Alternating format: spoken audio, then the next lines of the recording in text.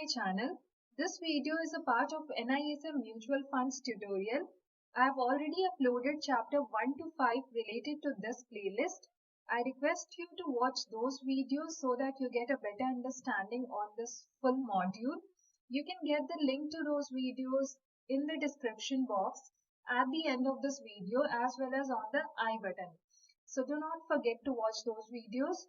And for this one, we would be covering chapter number 6, that is fund distribution and channel management practices. And at the end of the video, you will get MCQs which will give you a practical scenario to the theoretical aspects. So, okay, let's start with the video. If you like it, do hit the like button and do not forget to subscribe to the channel. So this chapter is all about mutual fund distributor. It will start with role and importance of mutual fund distributor. Now you as an investor, you are a link to your portfolio through fund manager and mutual fund distributor in between. Now these two players are of key importance. What does a fund manager do? He used to manage your mutual fund portfolio in line with the scheme's investment objective. Now we have already learned a lot about that. When we invest in mutual fund, there are different type of mutual fund which cater to different investment objectives.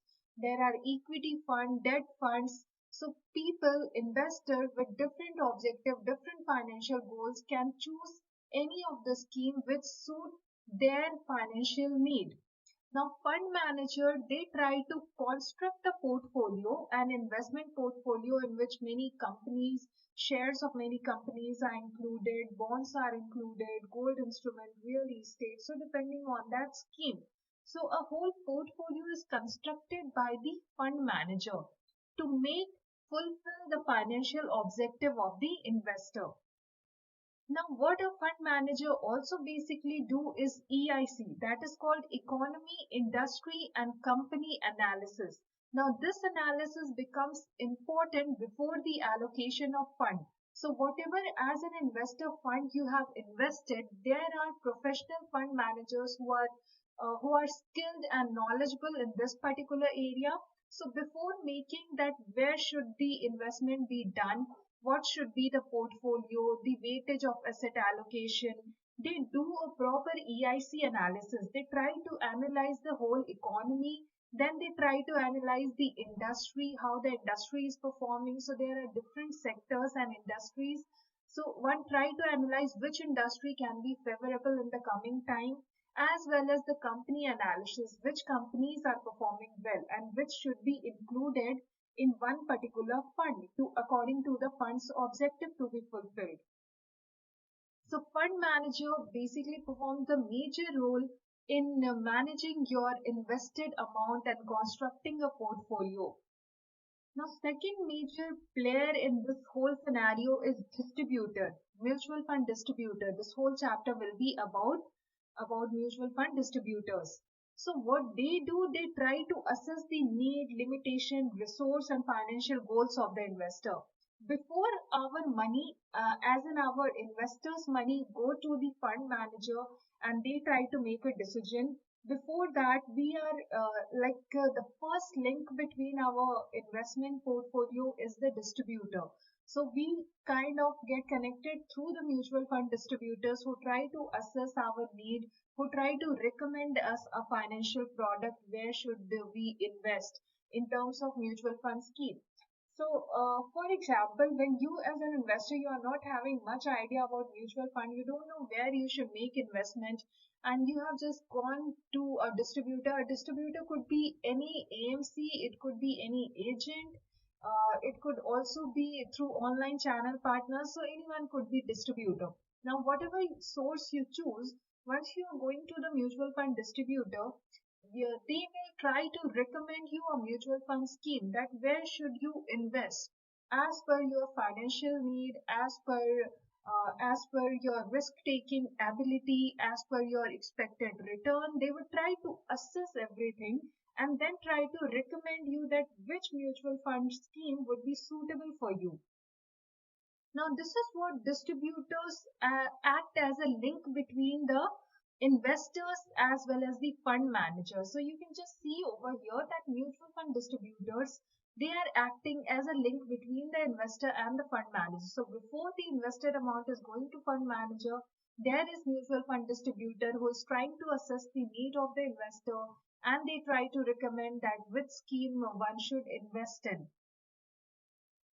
Okay, so this is the whole about fund manager and the distributor, and this whole chapter, this whole video, we would be studying, we would be learning about mutual fund distributors.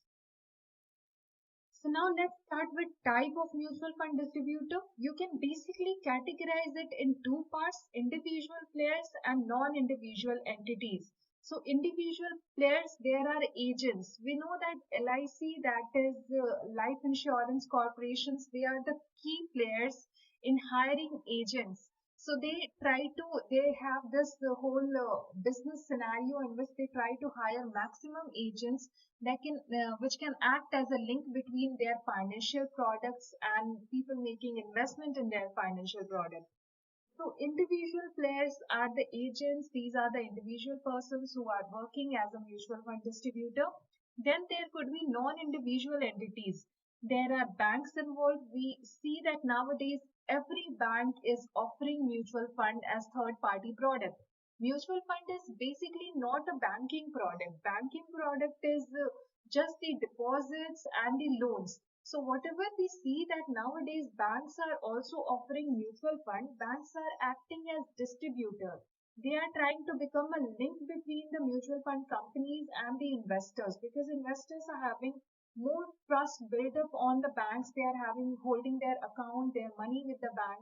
So they easily trust bank, and thus banks has become a prominent mutual fund distributor, non-individual entity, a key player in this market. So banks act as non-individual entities. They are also mutual fund distributor. Then there are non-banking financial companies, as I mentioned the example. Then there are stock brokers also. Today, share market stock exchanges are also offering different platforms catering to the mutual fund products to be provided to the investors. So in that case, when one is investing through stock exchanges, there are stockbrokers who act as mutual fund distributor. Okay, so we would learn more about this in detail. Here, just you need to keep this in mind that mutual fund distributor is divided as individual, non-individual. In individual, there are agents. In non-individual, there are banks, NBFCs, and stockbrokers. These are the main players.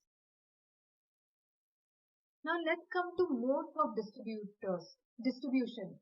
Okay, so when this mutual fund initially we talk about when it was started, is it was all physically. As in different financial products also, there was not involvement of internet, there was not advancement of technology in our country.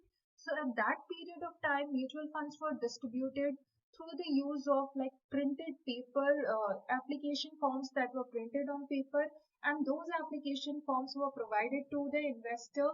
So investor used to fulfill that application form of mutual fund, and that was to be distributed to OPOs, which we call as official points of acceptance. Okay, so there were certain kiosk or acceptance points were made where the investors used to fill the application form for investing in mutual fund, and those application forms were physically submitted to those acceptance points. Okay, so this was the whole physical mode. Later on, with the advancement of technology, with the internet coming into the financial sector, there was a lot of development happened. So there came online channel partners who started facilitating internet-based transactions in case of mutual funds. Then stock exchange platforms also came into picture. Now, these before stock exchange platforms were only for investment in shares, investment in derivatives, those companies that are listed in stock exchanges. So it was not for mutual fund. What happened later on, it was added like National Stock Exchange and Bombay Stock Exchange. They both extended their trading platform because mutual fund became such a prominent financial product. Major investors were getting reliant with the mutual fund. They were ready to make investment in mutual funds. Somewhat they were feeling that the share market and trading is a little riskier. but they later on started developing their trust in this whole mutual fund financial product because it was involving so many options. There were debt schemes, there were hybrid schemes catering to different needs. So that's why even the stock exchanges like National Stock Exchange and Bombay Stock Exchange, they extended their trading platform and they started offering mutual fund products to the investor. Now, for this reason, they created different special platforms. For NEC, that platform that was created for mutual fund distribution and investment was NMF, second platform, which is National Mutual Fund, second platform. BSC's platform is BSC Star Mutual Fund platform. So these both platforms were created by BSC and NSC as extension to their trading platform to cater the need of investors to invest in mutual funds. And as I also mentioned that stockbrokers used to recommend them like which mutual fund schemes they can invest in. So stockbrokers act as a distributors as well. Then there are MF utilities. Now, MF utilities facilitates the investor with a CAN, that is common account number. Now, you can just type this in the web address like MF utilities and you'll get a whole web page open which you can see that it is MF utilities, what we say mutual fund utilities. Now, this whole internet-based web application was created to cater the need of investors and make it much easier to invest in mutual funds. What happens that there is a consolidation of different mutual fund companies. So for example, SBI Mutual Fund, SDFC Mutual Fund, UTI Mutual Fund, and various other mutual fund companies, various other mutual fund AMCs, all you can find on one single web-based platform that is called Mutual Fund Utilities. And there you just need to register yourself as an investor. You will get a CAN, that is common account number, and that is how you can start your transaction. You can start your investment journey in any of the mutual fund unit. So you can choose any of the mutual fund from mutual fund company through which you want to invest from there, and you can start your investment in mutual fund. You would be provided with this common account number on registration. So this mutual fund utilities again was a good initiative taken as to make internet-based mutual fund transactions much easier for the investors. Investors can find all the mutual fund companies over there. Most of them are over there and you can just register yourself, get a CAN number and then start transactions. Then there are various electronic platforms. Nowadays, we see computer-based and mobile-based apps are there. There are prominent players like ET Money, Grow app, which are providing you the option to invest in mutual funds. So there are third-party apps which are constructed, we can say as electronic platforms to make the investors facilitate the need of mutual fund investment. So today there are a lot of modes of distribution. Not only the physical mode of official point of acceptance, from there to online channel partners, stock exchange platforms, MF utilities, electronic platforms. Everything has gone internet-based, computer-based, mobile-based.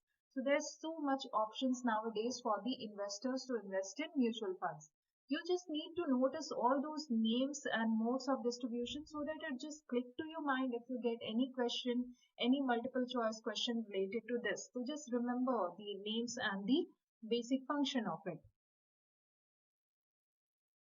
Now let's talk about prerequisite to become a distributor. Now, can anyone become a mutual fund distributor? Is there certain eligibility criteria is required? So obviously there are certain steps that is required which is mandated by SEBI and AMFI together. So these are the prerequisite if you want to become a mutual fund distributor, if you want to sell the mutual fund schemes. Okay, mutual fund distributor means you are a source of link between the investor. You are trying to sell the mutual fund schemes to the investors. You are trying to provide various information related to mutual fund schemes. So how you can become one? First step is obtaining NISM certification. Now, this what we are learning whole NISM certification is with the sole purpose of becoming a mutual fund distributor. You know that once you clear this examination successfully, you can get yourself registered with AMFI. You will get ARN, that is AMFI registration number, which will make you eligible to work as mutual fund distributor. Then you can either work individually as an agent or you can work for any AMC. So this is what the first step is, that you need to have the NISM certification. Also, I must mention over here that the AMCs that provide mutual fund, that sell mutual fund products, it can be, as I gave the example of banks. Banks act as a distribution channel. So if the bank have to sell mutual fund products, one need to see that the employees working over there who are involved in this particular section of distribution of mutual fund, of selling of mutual fund schemes, they should obtain NISM certification. So for your job purpose also, it has become so important these days. If you are going to work for any of these companies and your function would be to get involved in selling of mutual fund schemes, so you need to have the NISM certification. That's important, and it is valid only for 3 years. So it is updated after 3 years and you again need to attempt the same exam. Okay, so now let's see over here. First step is obtaining NISM certification. We all know that any individual needs to pass the NISM certification examination mandated by SEBI. SEBI, that is Securities and Exchange Board of India, the regulatory authority of mutual funds. Second step is to know your distributor requirement. Now, AMFI has introduced the KYD process to verify the correctness of information provided in the registration documents and have to verify the ARN. Okay, so as I mentioned that once you clear your NISM certification, you can get yourself registered with AMFI, that is Association of Mutual Funds of India. AMFI will provide you a registration number which is called as AMFI registration number, and then there is this requirement of KYD, that is know your distributor. Now this is basically done to verify, as a due diligence process, to verify that the documents submitted by the distributors is totally correct. It has been verified. There would be biometric process, there would be document verification process. This is all a part of due diligence to see that the mutual fund distributor is true and fair to the information that has been provided by him. Third step will be obtaining AMFI registration number. Okay, so as I mentioned about the AMFI registration number, first this KYD is done. Okay, once you get this, once you clear this NISM certification, then you go through this whole process of KYD requirement, where the verification of your document is done, where the biometric process is done. After that, you are provided with AMFI registration number. So just see, after obtaining the certification and completing the KYD requirement, the next step is to register with AMFI. And on registration, you would be allotted with AMFI registration number. So I was talking about this ARN, AMFI registration number, which you can obtain by clearing your NISM certification. And in between both the process, you have to comply with this KYD. Now KYD is checking the correctness of the information of the distributors. It could be biometric, it would involve biometric as well as document verification. Fourth step would be empanelment with AMCs. Now you can get empaneled with any of the AMC and you can start working. So the distributor can get empaneled with any number of AMCs. There is not any restriction that you can work for any one particular mutual fund company. It's not required. You can work for multiple mutual fund companies, and you can become agents of distributor also who are already empaneled. Now this is empanelment is compulsory if you want to sell mutual fund schemes and earn the commission, because the commission will be paid by the AMCs or wherever you are working, wherever you have been empaneled with. Okay, so this is a stepwise process which you need to remember in your mind, that how you can become a mutual fund distributor. First of all, you will be obtaining your NISM certification, you will be clearing your exam. Second, there would be a KYD process in which the verification of your document will be done, biometric will be done. Once you qualify that, you would be provided with AMFI registration number. Now this AMFI registration number is provided by AMFI, that is Association of Mutual Fund of India, and later on you can get yourself empaneled with any of the AMC or mutual fund company, and you can start working as a mutual fund distributor professionally, and you can earn the commissions. Now next is revenue for mutual fund distributor. So just now we learned that mutual fund distributors, the main source of revenue is through commission. They earn, as a source of revenue is commission. Their earning is commission. Okay. So what is the revenue model for mutual fund distributor?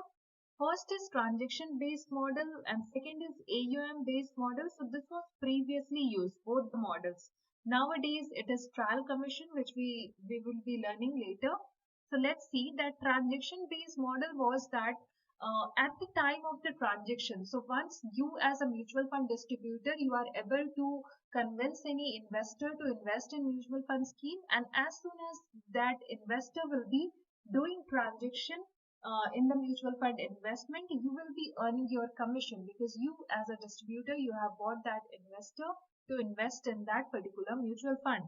So commission in this particular model, commission accrues or occurs at the time of transaction, and this generally happens with the stockbrokers. This is an example. So if you are working as stockbroker and investors are there who are trading through the stock exchange platforms of mutual fund, which we learned in previous slide. So at that time, when the investor will be doing their transaction, you will be earning your commission as a broker. So that was the transaction based model. Then there is AUM based model. AUM means asset under management. This is the total fund that is invested through mutual funds. Total, we can say the combined fund amount through mutual fund investment. So AUM based model is like commission will be payable to you on an ongoing basis as long as the investor remains invested. So this was a more profitable one. You can see that an investor, and that's why you must have seen that most of the mutual fund distributors, they used to say that to be invested for a longer period of time, because in that way both the investor as well as the mutual fund distributor both will be earning good, because even an investor who would be holding for a longer period of time will be able to see better returns, and even a mutual fund distributor, if the investor is holding for a longer period of time, he would be earning better commissions, because commission will be payable on an ongoing basis. So if the investor is invested for a longer period of time, it would be a continuous source of income for the mutual fund distributor. Okay, so this AUM based model generally applies to asset management companies, the distributors that were registered with the AMCs and the people working over there. Later on came the trial commission, which is now being followed by the AMCs, and it has been mandated by SEBI that this revenue model should be followed. So we talked about AUM based model and transaction based model. After that, this correction was made and trial commission came into picture, which was mandated by SEBI, and it need to be followed by all the AMCs that are selling mutual fund schemes. Now here what happens that the commission payable is calculated on daily balances as a percent of net assets attributable to the unit sold by the distributor. Okay, so we will see that how trial commission is calculated. It's an easy calculation. We will see that in next slide, but you just have to notice it that it will increase or decrease depending upon the NAV. So trial commission is generally linked to the total value. Okay, so what investors has invested in the amount multiplied with the NAV, that becomes the total net asset, and the commission will depend on that net asset only. Now what happens that just now we learned that net asset is calculated by NAV into the total invested amount. Now if the NAV increases, it will benefit the mutual fund distributor, because the trial commission will also increase with the increase in NAV, that is net asset value. Now if NAV decrease, there will be decrease in commission in the same way. So trial commission, it will increase or decrease depending upon the NAV. Now this is paid out periodically to the distributor, which is mostly quarterly basis. Okay, so let's see, and it will become easier for you. How is this calculated? So we saw about the revenue model of trial commission, in which a mutual fund distributor, they get paid as percentage of net asset. All right. So let's see. Now trial commission for 1 day. The formula to calculate it is AUM into trial commission rate per annum divided by 365. Now you just see that we are dividing this by 365 because we are calculating here the commission for each day that will be earned by the mutual fund distributor. And AUM is the total invested amount. So let's see that if the investment amount by one particular investor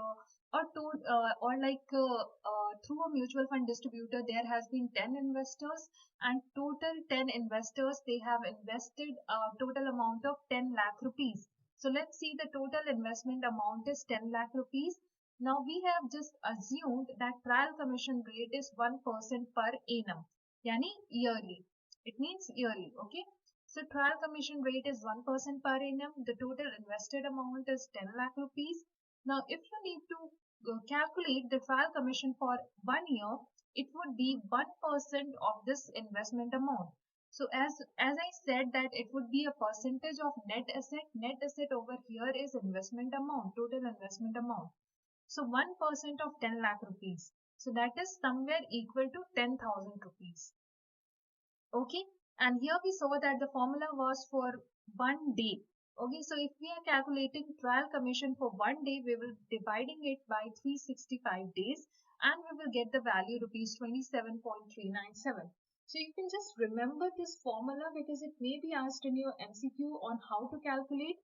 What you need to keep in mind that you should have this total investment amount. Okay, if this is it may be that NAV will be given and certain units will be given, so the investment amount will be equal to total units into the NAV. That would be investment amount. So total units into NAV, that would be investment amount. You can get this investment amount picture through that. So just remember that you must have this investment amount, which would be your AUM. You must have this trial commission rate. So it is over here an assumed trial commission rate of 1% per annum, and then you can just calculate. So 1% of 10 lakh rupees came to 10,000, and we have to derive for each day. It would be 10,000 divided by 365, that is 27.397. So this is how trial commission was calculated. And one thing also which I mentioned, that it will increase or decrease with the NAV. So it is, as I said, it is paid periodically on quarterly basis mostly, and it is calculated on daily basis. So if the NAV has gone high, this investment amount will, the commission amount will increase ultimately. Okay, so if NAV goes down, the trial commission amount, it will decrease. So you need that to keep in mind as well. Now let's see some additional commission and GST applicable. So till now we talk about the major source of revenue for the mutual fund distributor. Other than that, there is certain additional commission that the mutual fund distributors can also earn. Now this is like additional commission to distributors are paid for promoting mutual funds in small towns. So for small towns, it becomes more difficult to make people aware about investment in mutual fund schemes or any other financial product. In small town, people are more restricted to these investments because they are having lesser amount to invest, and thus they have this fear of losing their money. Now, this is the reason that why mutual funds is necessarily to be promoted in small towns, and those mutual fund distributors who are able to convert these mutual fund schemes, who are able to sell the mutual fund scheme in small towns, they are provided with additional commission. Now these small towns which we are referring over here, these are the cities and towns beyond the top 30 locations. So other than the top 30 metro cities or the higher locations, we can, whatever comes is the small towns we are considering over here. Okay, so additional commission is provided for promoting mutual fund in those areas. SEBI has allowed a transaction charge per subscription of 10,000 and above to be paid to distributors of the mutual fund products. Okay, so there is additional this transaction charge also paid if an investor is investing more than 10,000 amount.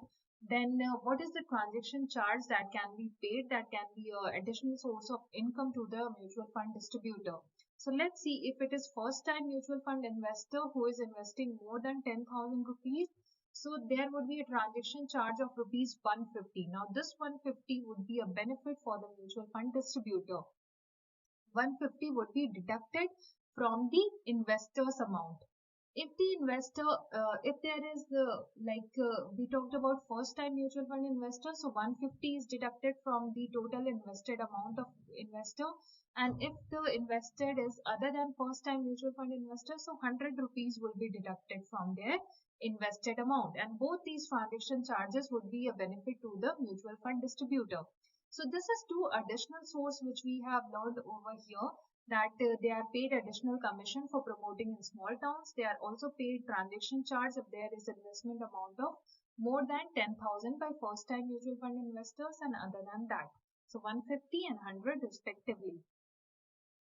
Now also there is a regulatory requirement that a mutual fund distributor should be registered and obtain a GST number. They also have to pay GST to the government. So this is just additional information that GST is applicable to mutual fund distributors commission as well.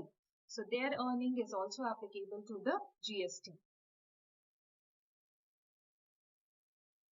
Now let's come to commission disclosure and due diligence for distributors mandated by SEBI.